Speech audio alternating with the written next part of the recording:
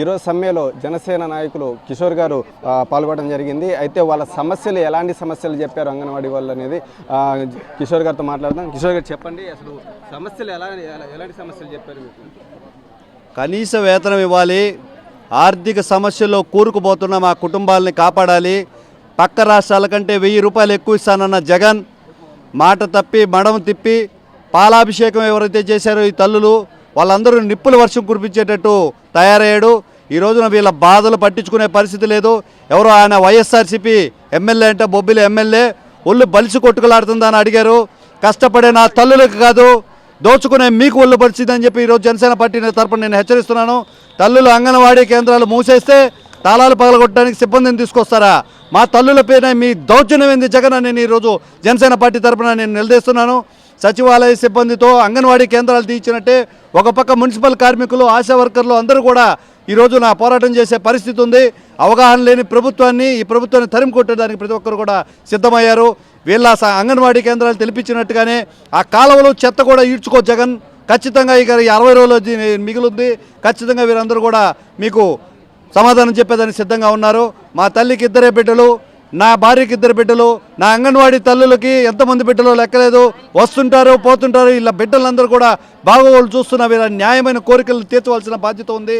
లేని పక్షంలో మీరు పతనానికి సిద్ధంగా ఉన్నారని చెప్పి రాష్ట్ర వ్యాప్తంగా 50,000 అంగన్వాడీ కేంద్రాలు ఉన్నాయి. చిన్న పేద ప్రజలు పనిచేసుకునే పిల్లలు వాళ్ళ బిడ్డల్ని తీసుకొచ్చి ఎంత జాగ్రత్తగా, ఎంత నమ్మకంతో మా అంగన్వాడీ తల్లుల కాడికి చేరుస్తున్నారు. వాళ్ళ ప్రాముఖ్యత తెలుసుకొని, వాళ్ళ ఇంపార్టెన్స్ తెలుసుకొని ఈరోజు వాళ్ళ న్యాయమైన కోరికను తీర్చాల్సిన పరిస్థితి ఉంది. పక్క రాష్ట్రాలంతా జీతాలు కూడా ఇవ్వలేని జగన్ ఆ రోజు 1000 రూపాయలు ఎక్స్ట్రా ఇస్తానని చెప్పి ఏ విధంగా హామీ ఇచ్చాడు? ప్రణాళిక లేని ఈ ప్రభుత్వాన్ని నేను ప్రశ్నిస్తున్నాను. మన జానీ మాస్టర్ చెప్పినట్టు ఆయమ్మలంటే ఎవరో కాదు, మన అమ్మల కడుపు బాధపడకుండా వాళ్ళకి ఆర్థికంగా ఇవ్వాల్సిన పరిస్థితి ఉంది. ఆల్రెడీ పవన్ కళ్యాణ్ గారు చెప్పున్నారు. 11,500 కూడా ఈ గత 3 నెలలుగా ఆపేశారు. వాళ్ళ ఆర్థిక ఇబ్బందులు చిక్కుకోవాల్సిన పరిస్థితి ఉంటుంది. బాడిగిళ్లలో ఉండేవాళ్ళు.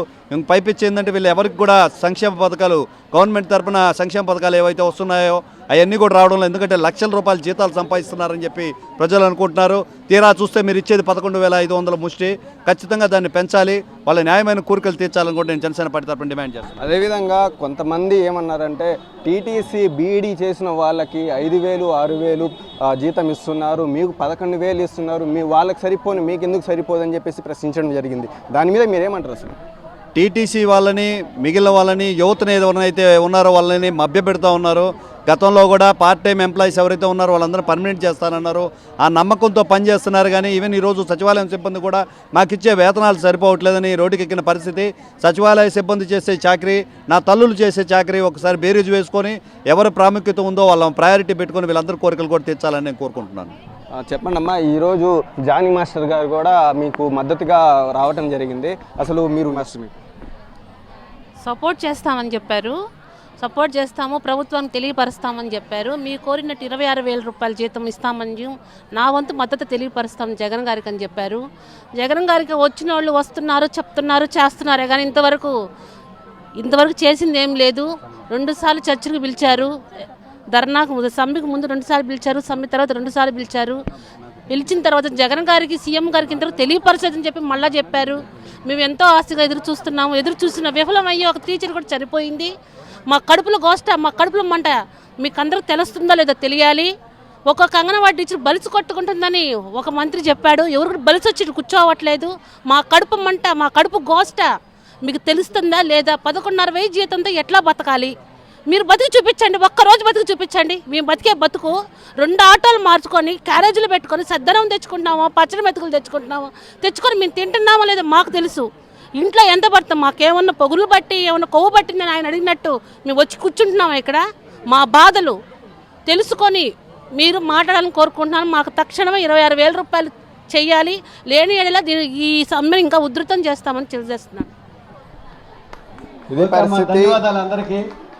అంగన్వాడీ టీచర్స్కి జానీ మాస్టర్ మద్దతు ఇవ్వటం జరిగింది. అయితే ఈ సమ్మె వీళ్ళకు కనీస జీతం పెంచే వరకు మేము మీతోటేనే ఉంటారని చెప్పేసి జానీ మాస్టర్ చెప్పారని చెప్పడం జరిగింది. వీడియో జర్నలిస్ట్ వంశీతో RTV అలీ, నెల్లూరు నుండి. మరిన్ని వీడియోస్ కోసం ఛానల్ ని సబ్స్క్రైబ్ చేయండి. లేటెస్ట్ అప్డేట్స్ కోసం వాట్సాప్ ఛానల్ ని ఫాలో చేయండి. అండ్ లింక్ డిస్క్రిప్షన్ లో ఉంది.